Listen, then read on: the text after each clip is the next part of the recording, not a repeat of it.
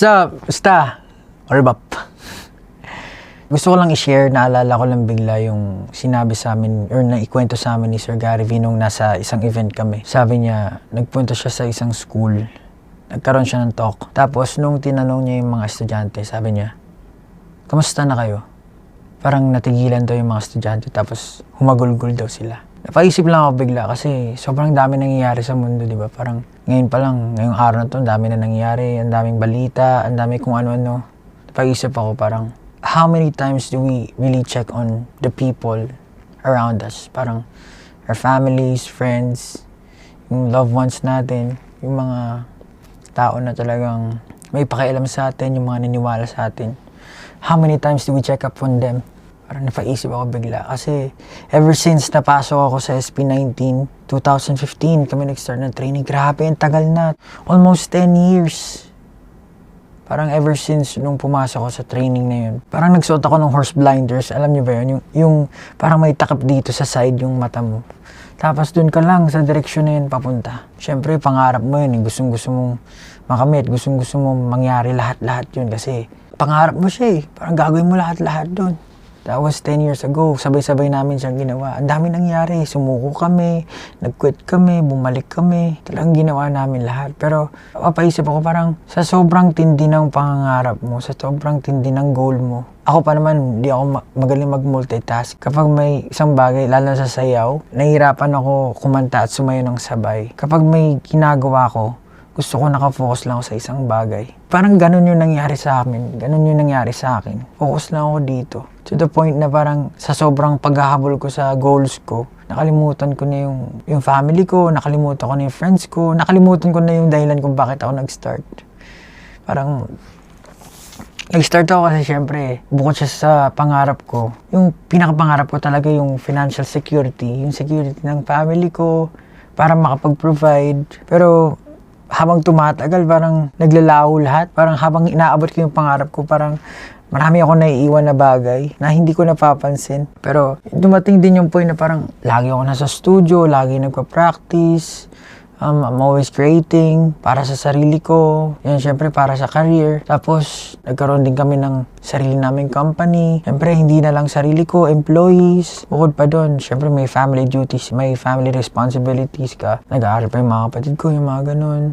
Sobrang dami talaga nagsasabay-sabay. Meron pang insecurity, mga anxiety. Gagawin mo talaga lahat eh. Parang doon ka na lang magpo-focus.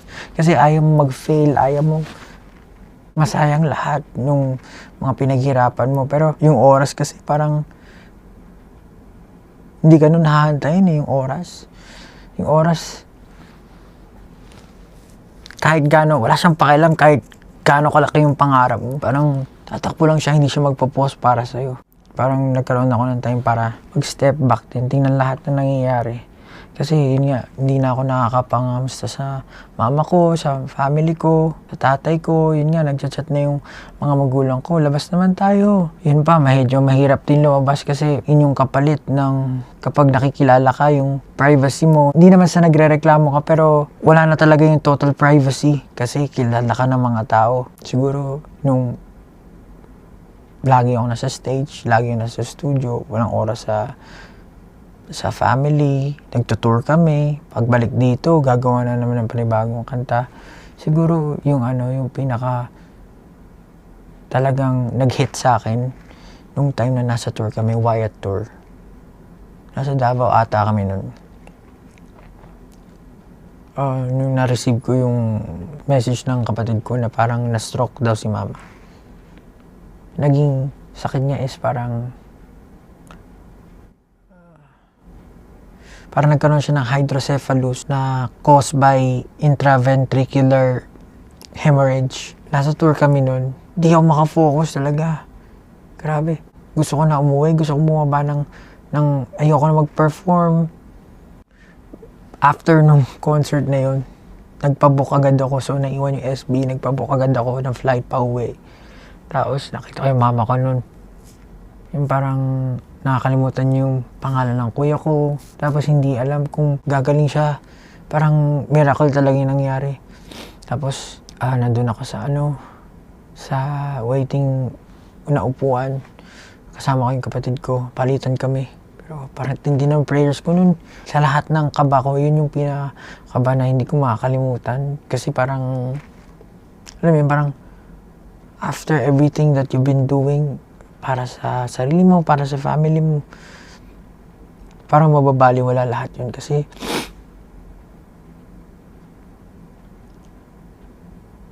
yung pinaka dahilan kung bakit mo siya ginagawa mawawala, parang gano'n. Parang malaking dagok talaga sa akin yun na parang walang dahilan, walang rason, walang silbi lahat ng mangyayari kahit marating namin yung tuktok. Kung yung mga bagay na yun hindi ko masishare dun sa mga tao na dahilan kung bakit ko siya ginawa in the first place. So, ayun, parang after that incident, ginagawa ko yung best ko. Ginagawa ko yung best ko para maging present sa mga kapatid ko, sa friends, family.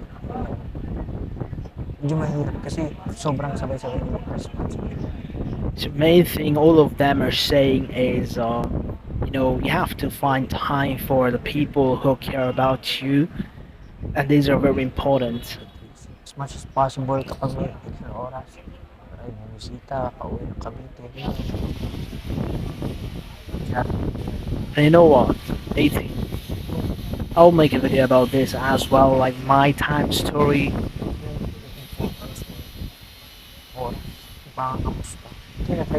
But when I was watching, when I was watching yesterday, Stel's story, I was about to cry while watching his story.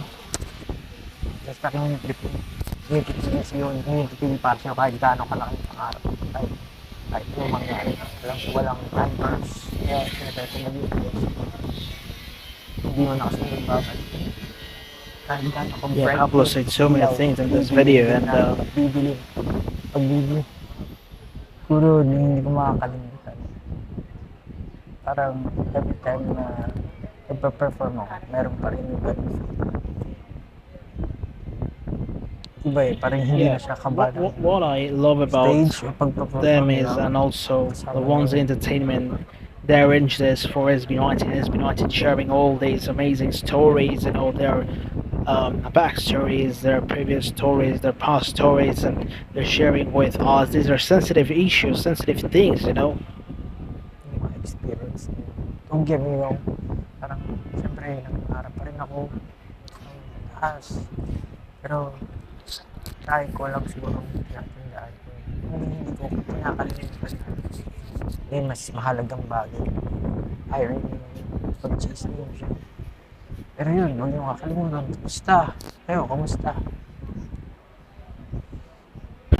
Yeah, after listening to Stel's story, Justin's, and Pablo,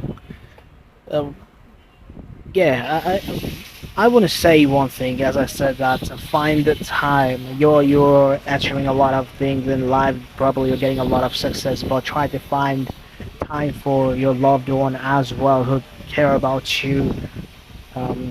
Who did a lot of things for you, and the reason why you were doing so well this time. So take care of them and find time for them, and manage time for them. That's a very important thing,